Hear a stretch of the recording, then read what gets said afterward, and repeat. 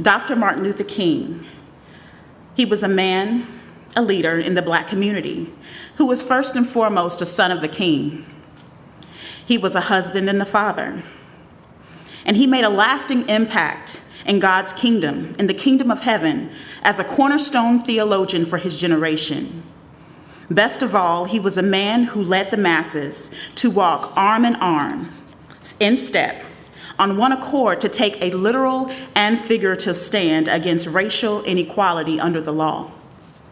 Now I want to preface this morning's presentation with a word from Scripture and a little something for you to chew on and absorb as you watch. Exodus 2:11 states, "In the course of time, Moses grew up. Then he went out to see his own people and watched them suffering under forced labor. He saw a Hebrew, one of his own people, being beaten by an Egyptian." Now we all know what happened next.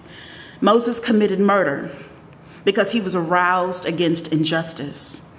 He, at the time, a godless man, a privileged man, and a prince of Egypt, became aroused against an injustice toward another human being, someone who was beneath his station by all accounts, proving that the right to human dignity surpassed class, religion, the color of your skin, and gender.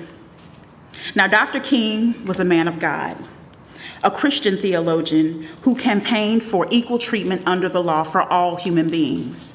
He was aroused against the unjust treatment toward his own people and led a campaign that surpassed himself, extending beyond his religious tradition of his own time and far into generations that would experience their own plight against church hypocrisy, systematic racism, and oppression.